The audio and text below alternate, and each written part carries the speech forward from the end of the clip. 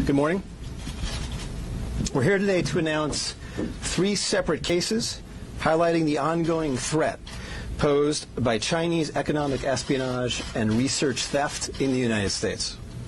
First, the arrest today of a Harvard University professor for lying about his participation in a Chinese foreign recruitment program.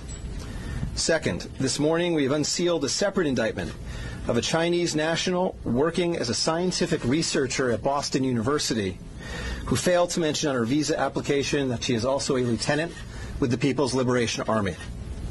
Finally, this office has indicted another Chinese national for trying to smuggle vials of biological material out of the United States to China and lying about it to federal investigators. That defendant, whose entry to the United States had been sponsored by Harvard University, was a cancer researcher at a lab at the Beth Israel Deaconess Medical Center. So, this morning, the FBI arrested Dr. Charles Lieber, the chair of the Department of Chemistry and Chemical Biology at Harvard University, for making false statements regarding his involvement in China's Thousand Talents Plan and his affiliation with the Wuhan University of Technology.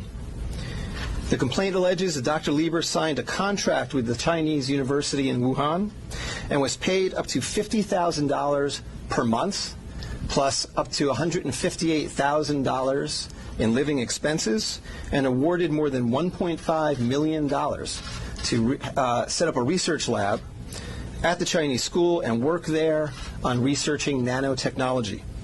Lieber also joined China's Thousand Talents Plan, according to the complaint, a Chinese government-run program designed to entice scientists and researchers in the United States to share their research expertise with China.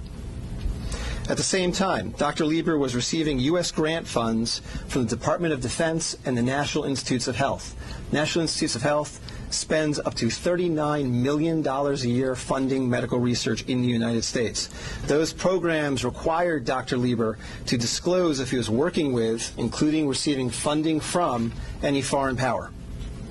When questioned, Lieber hid his involvement with the Chinese entities, including specifically disavowing any connection to China's Thousand Talents Plan. Meanwhile, based on the complaint, it appears that China paid Lieber hundreds of thousands of dollars over the years for his involvement with the Chinese entities and for his work on research for Chinese gain. Also today, a federal grand jury indicted Yanqing Ye, a Chinese national, with lying on her J-1 visa application, making false statements to Customs and Border Protection, conspiracy, and being an unregistered agent of the People's Republic of China.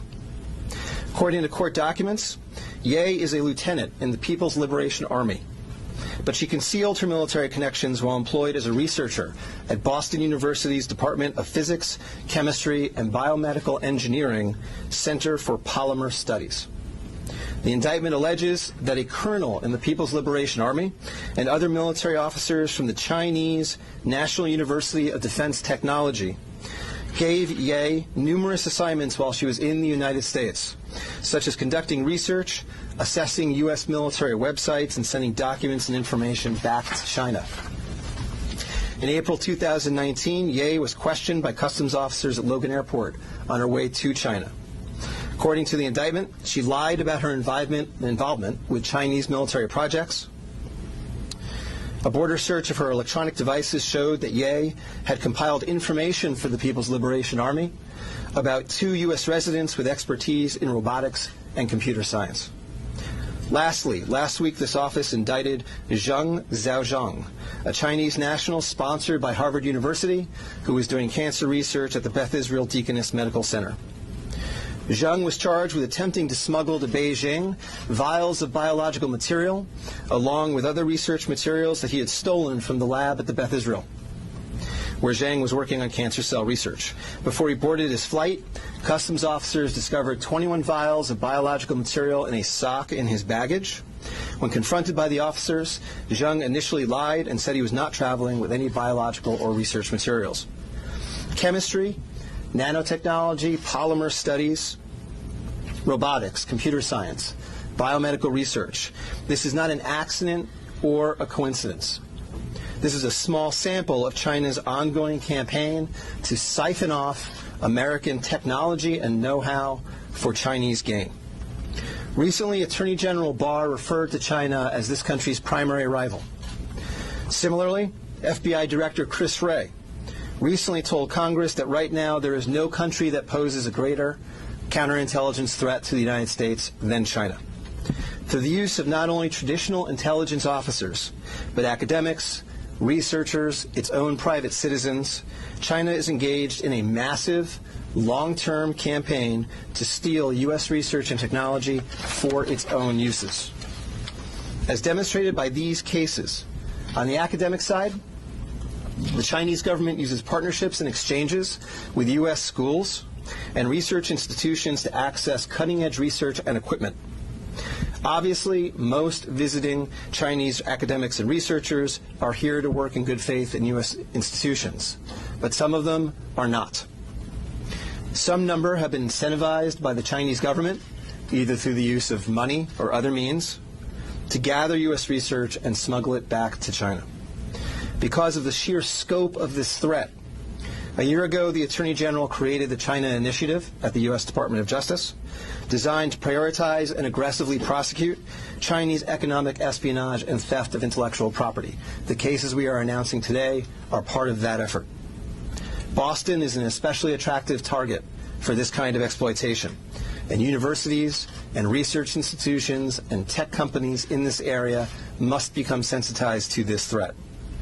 Our community benefits greatly from the diversity and talent of international visitors and our partnerships with foreign institutions, especially research institutions. But Chinese economic espionage and theft is a real and daily occurrence that we must begin to confront. As the world struggles to contain the new virus, a new speculation from the Chinese scientists who believe it may have originated at a research facility not far from the Wuhan fish market. While they say more research needs to be done to find solid proof, such labs are known to contain disease-ridden animals, including hundreds of bats. Our Kim Hyo-sun with the details.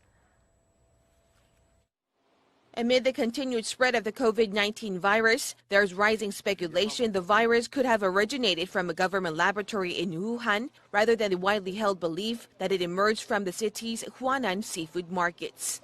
Citing a report published by Chinese scientists, a Chinese-language newspaper published in Hong Kong, Mingpao, and the British daily The Mirror, explained Sunday that the Wuhan Center for Disease Control, or WHCDC, could have spawned the contagion in Hubei province.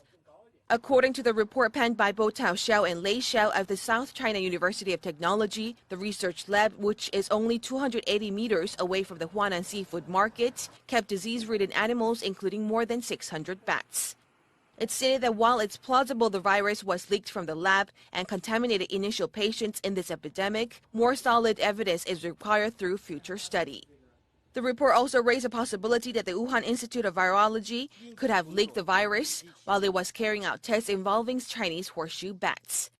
Against such a backdrop, an article published by the Washington Times late last month is garnering attention as it raised the possibility that the disastrous outbreak could be the accidental result of biological weapons research.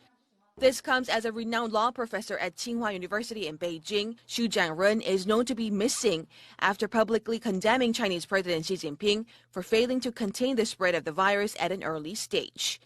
He even added the condemnation could be the last message of his life. Kim Hyo-sun, Arirang News.